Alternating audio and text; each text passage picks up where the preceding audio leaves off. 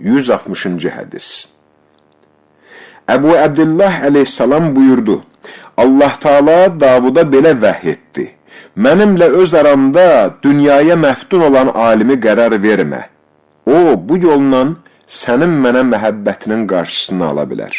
Çünki onlar mənim mömin bəndələrimin yolunda pusquda duranlardır. Bu kimi alimlərə edəcəyim ən kiçik iş, cəza budur ki, öz münacatımın ləzzətini onların qəlbindən çıxardaram. 161-ci hədis.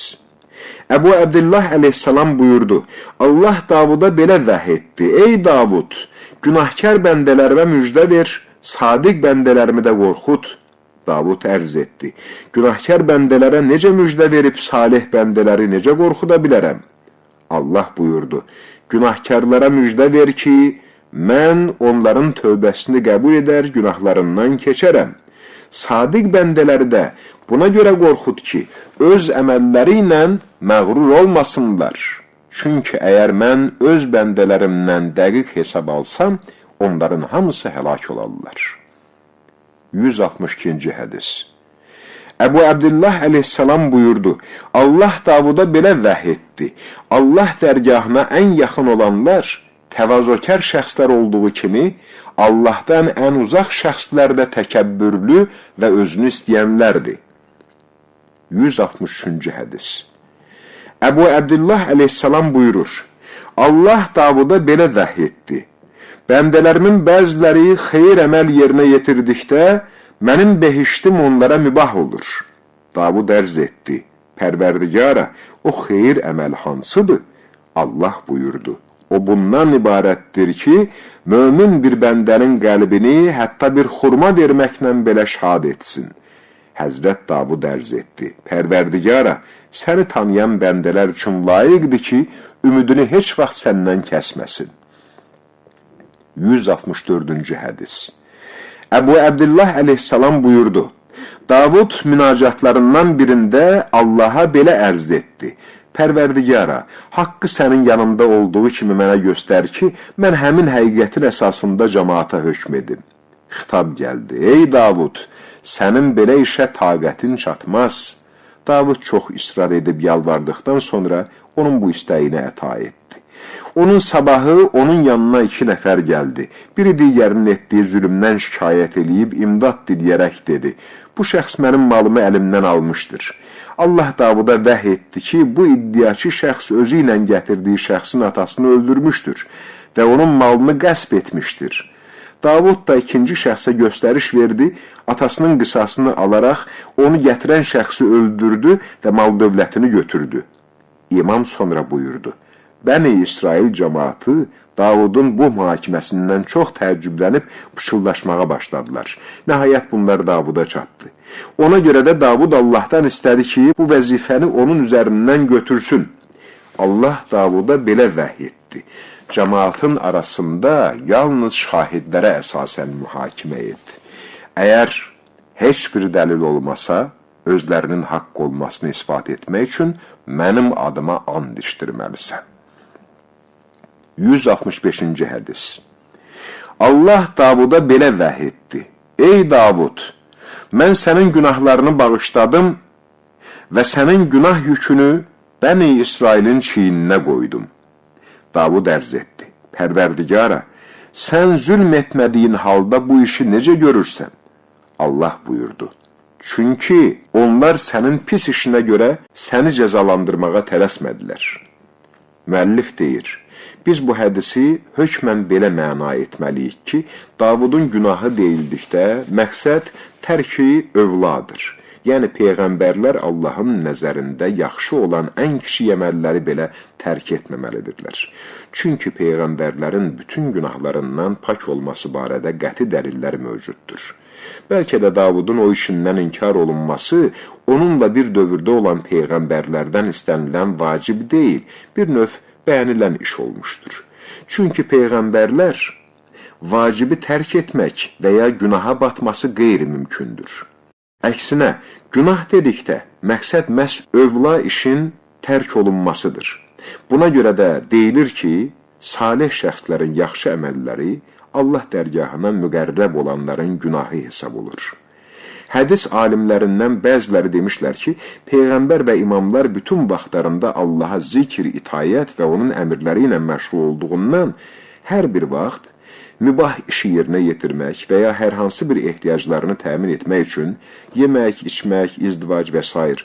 Allahın zikrindən ayrıldıqlarına görə həmin əməli Mövlanın huzurunda özləri üçün bir növ ədəbsizlik və günah hesab edir, nəticədə Allahdan bağışlanmaq istəyirlər. Deməli, hər vaxt İsmət əhlindən belə bir iş baş verdiyini desələr, yuxarıdakı kimi məna etməliyik. Allah işlərin həqiqətinə hamıdan yaxşı agahdır. 166-cı hədis. Əbu Əbdillah əleyhissalam belə buyurur.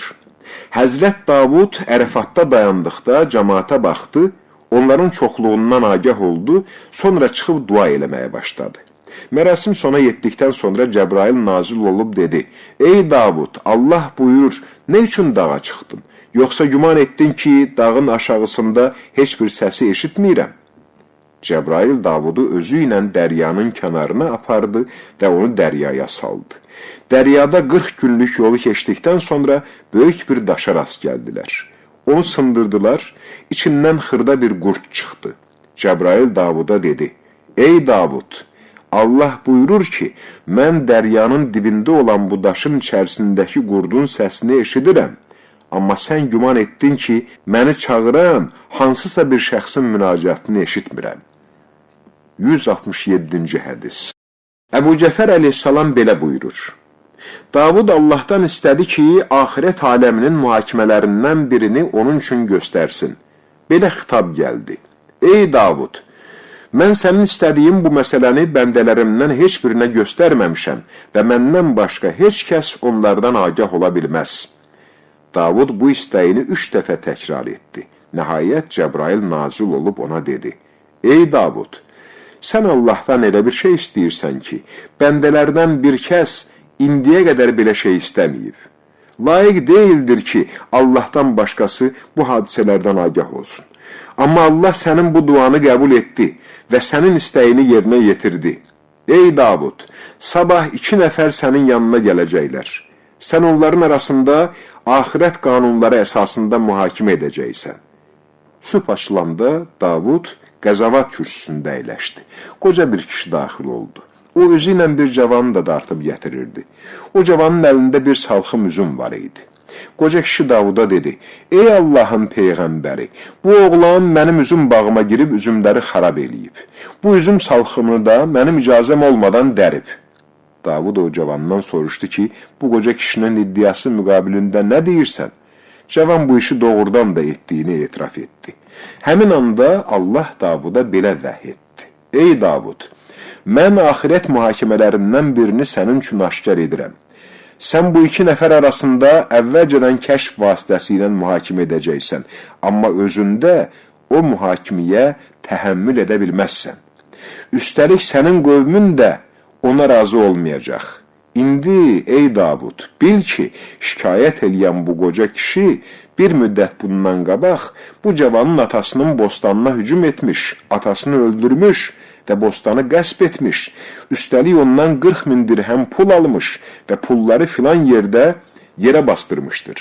Bu cavanın əlinə bir qılınc ver və əmr et ki, qocanın boynunu vursun, sonra gedib bağın filan yerinə qazıb pulları çıxarsın.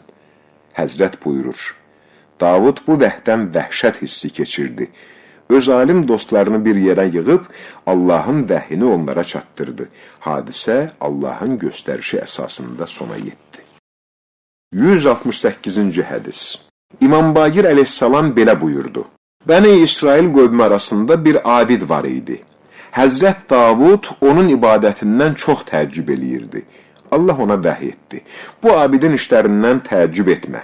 Çünki o riyakardı. Bir müddətdən sonra o şəxs öldü.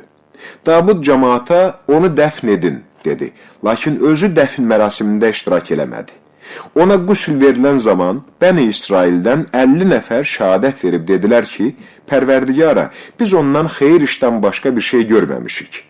Sonra ona namaz qıldılar və başqa 50 nəfər şəhadət verib dedilər ki, ondan xeyirdən başqa bir şey görməmişlər. Dəfn etdikdən sonra başqa 50 nəfər də gəlib onun xeyrinə şəhadət verdilər. Sonra Allah Davuda belə vəhy etdi.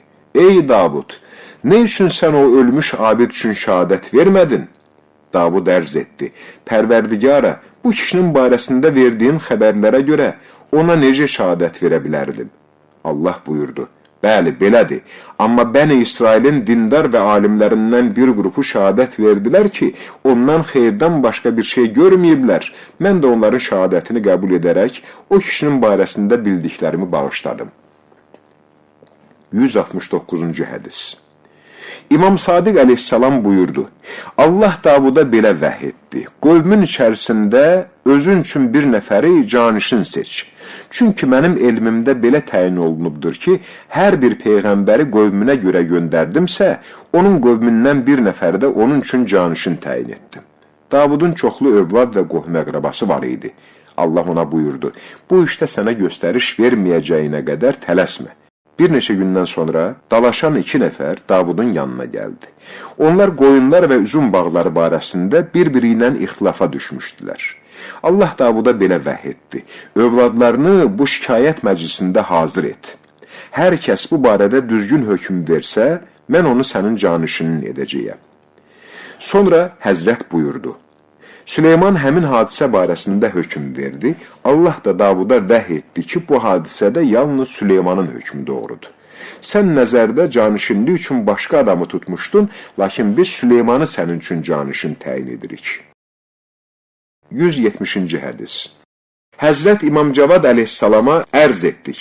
Cəmaat imamət üçün sənin yaşının azlığı barədə söz-söhbət eləyir. Həzrət buyurdu. Allah Davuda vəhy etdi ki, oğlu Süleyman uşaq olduğu və qoyunları otardığı halda özünə canişin seçsin. Bəni İsrail abidləri və alimləri onu inkar etdilər. Allah Davuda vəhy etdi. Süleymanın və söz-söhbət edənlərin əsalarını götürüb bir evə qoy və qövmün bütün şəxslərinin möhürləri ilə onun qapısını möhürlə. Sabahı günü baxın onlardan hansı biri qol-budaq atıb meyvə gətirmiş olsa, onun sahibi sənin canişinindir.